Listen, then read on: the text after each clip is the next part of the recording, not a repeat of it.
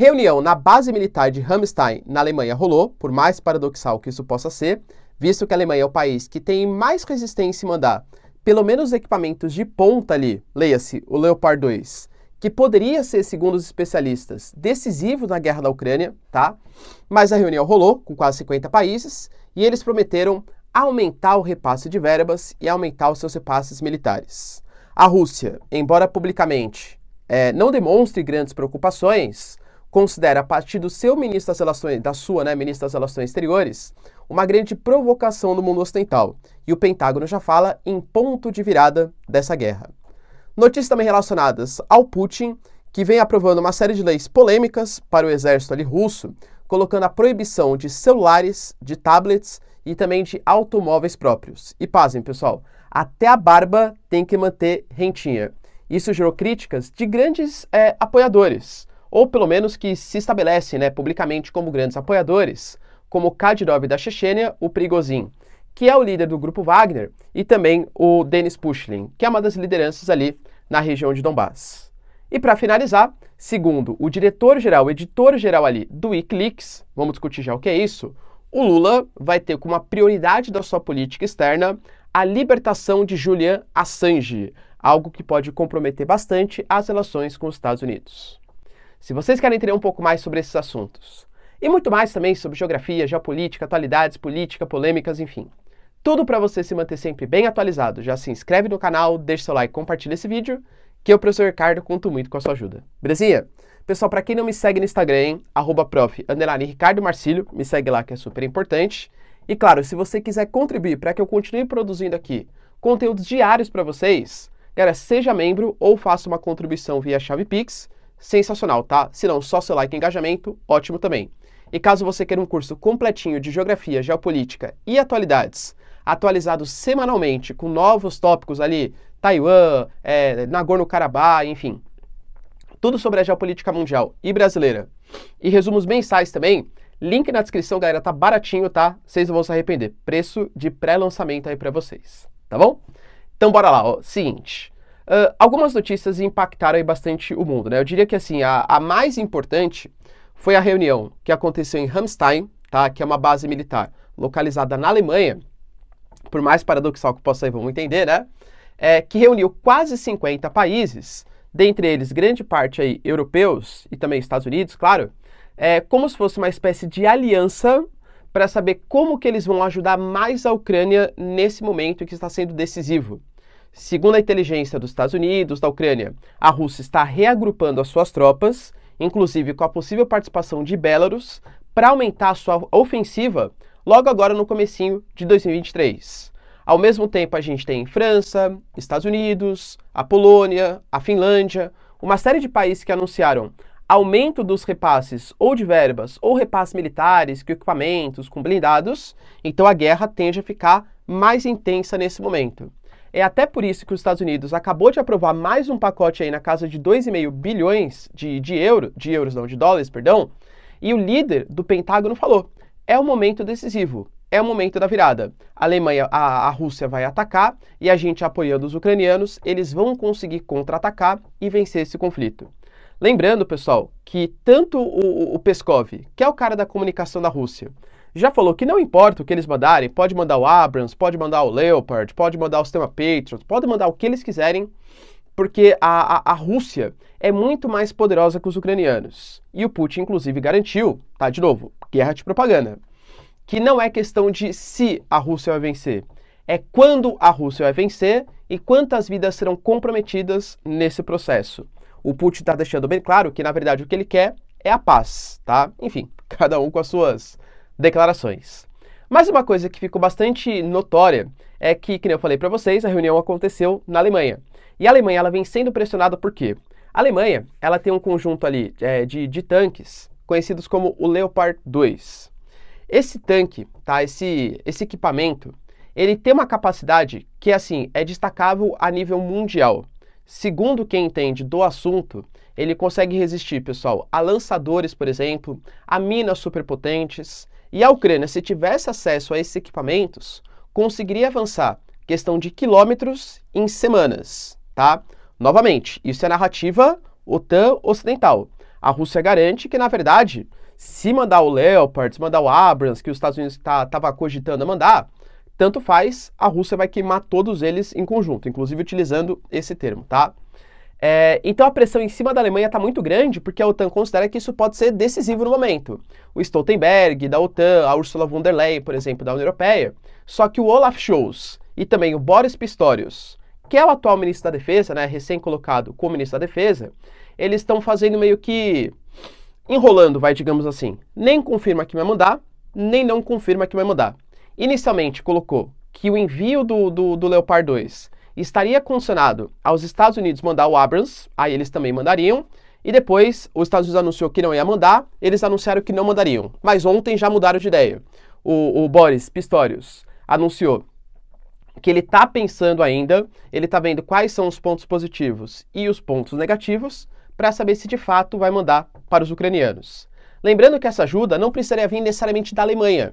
A gente tem países como, por exemplo, Finlândia e Polônia, que tem muito mais rivalidades com os russos. A Polônia está na fronteira do conflito, e a Finlândia, aí sim, literalmente faz fronteira com a Rússia, que tem o Leopard 2. Só que para mandar para a Ucrânia, precisaria de uma autorização dos alemães, visto que a tecnologia é em grande parte alemã, tá?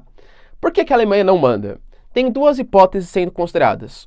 Porque a Alemanha ainda considera que a diplomacia seria o melhor caminho. Inclusive, rolaram protestos da Alemanha em frente à embaixada da Alemanha nos Estados Unidos, pedindo não as armas e sim a diplomacia.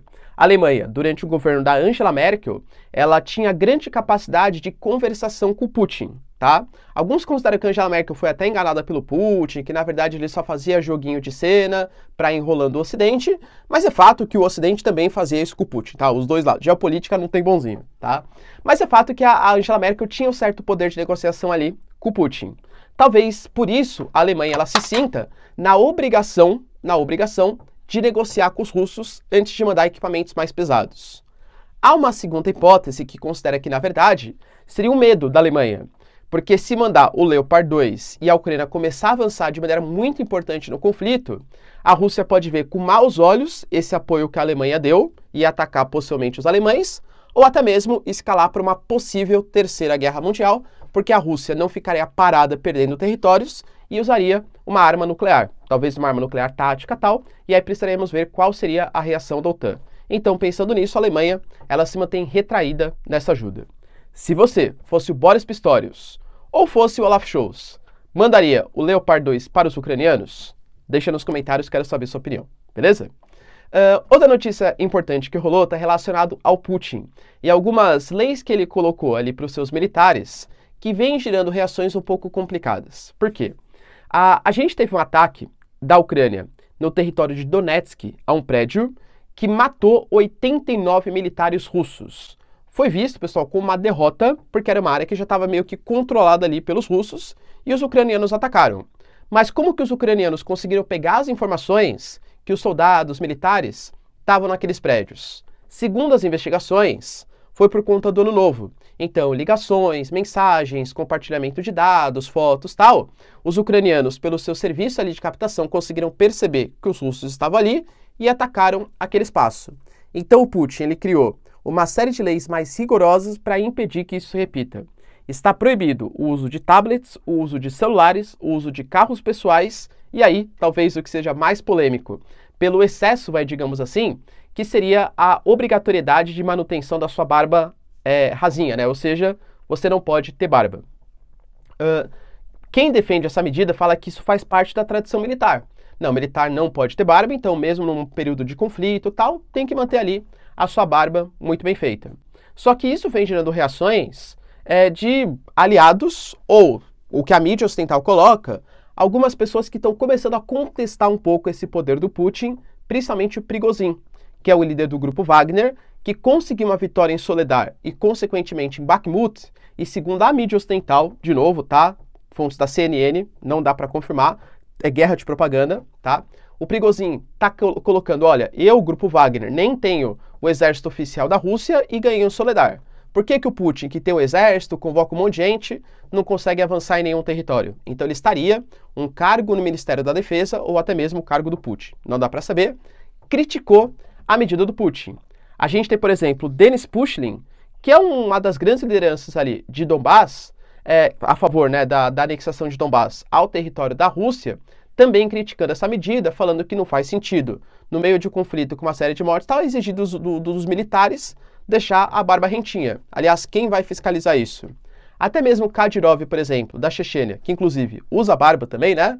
Colocou que, até fez uma postagem meio irônica, assim, sabe? Colocou no Telegram, né, no canal de comunicação dele. Ah, claro, aqui a gente tem um monte, né, de água quente, creme de barbear, um monte de barbeador. Com certeza a prioridade dos soldados é manter a sua barba ralinha. Ou seja, pessoal, por que eu tô passando essa informação para vocês? Porque talvez uma tentativa do Putin em manter a sua força e colocar ali, ó, medidas mais rígidas, pode acabar fazendo com que ele perca a credibilidade frente a algumas lideranças que o apoiaram e inclusive com alguns membros dos militares, dos próprios militares, que segundo ali, né, algumas mídias ocidentais, já estão com a moral um pouco baixa. E aí, pessoal, será que o Putin mandou bem de adotar essas medidas? E para finalizar, anúncios aí do editor-geral do Wikileaks. Para quem não sabe, galera, o Wikileaks, ele tinha como alguns dos seus líderes mais importantes o Julian Assange, e na prática, ele conseguiu pegar dados do governo americano que relatava ali abuso dos direitos humanos, como, por exemplo, ataque a civis no Iraque, abuso de direitos humanos no Afeganistão, dados de espionagem contra lideranças da Europa, por exemplo, Silvio Berlusconi e tal, inclusive contra a Dilma também, a época que era presidente do Brasil, tá? E também alguns abusos relacionados a Guantánamo, aquela prisão que ninguém sabe muito bem exatamente o que acontece, que é uma prisão americana no território cubano. Então ele expôs uma série de dados sigilosos dos Estados Unidos que comprometia a credibilidade dos Estados Unidos como país que prega a democracia, que respeita os direitos humanos, tal, contra a barbárie do mundo oriental, né? Ele expôs algumas hipocrisias aí dos Estados Unidos. Óbvio que ele foi perseguido pelos Estados Unidos, estima-se que se ele for preso nos Estados Unidos, no mínimo 175 anos de prisão, fora que a gente nem sabe exatamente o que pode acontecer com ele, né? Às vezes vai que ele some, vai parar ali em Guantánamo, né? Vai saber o que vai acontecer com o cara. Bom, ele acabou ficando na Embaixada do Equador, né, durante grande parte do tempo. O Equador apoiava que o Julian Assange não fosse preso. Depois ele acabou preso em Londres e até hoje está sob essa premissa, mas com risco de a qualquer momento ser extraditado ali para os Estados Unidos. Qual que é a questão que se coloca? Os Estados Unidos é o principal defensor da liberdade de expressão. Quem defende o Julian Assange fala que ele expôs os dados americanos, ele está no seu direito, porque ele está expondo o que de fato aconteceu. É a liberdade de expressão que é pregada, inclusive, pela Constituição americana. Já os Estados Unidos e os seus apoiadores consideram que, nesse caso, a liberdade de expressão exige limites, porque são dados sensíveis, são segredos de Estado dos Estados Unidos, que diz respeito a direitos humanos, uma série de complicações, mas que não deveriam ter sido expostos, tá? E aí você tem uma briga, né, entre esses dois grupos. O Brasil agora tá, segundo o editor-chefe, isso não foi confirmado pelo Lula, embora declarações do passado, o Lula já considerou sim que o Julian Assange deveria ser colocado em liberdade, ele deveria ter liberdade, porque ele só estava exercendo a sua liberdade de expressão, mas segundo o editor-chefe, ele teve uma reunião com o Lula e com outros governos ali da América do Sul, como por exemplo o Gustavo Petro, e da América Latina, o Obrador López Obrador do México, que garantiram que uma prioridade da política externa deles vai ser impedir que o Julian Assange seja preso nos Estados Unidos. Segundo o presidente do México, inclusive, se o Julian Assange for extraditado para os Estados Unidos e for preso ali, os Estados Unidos podem inclusive jogar a Estátua da Liberdade no lixo, porque não existe mais liberdade no país.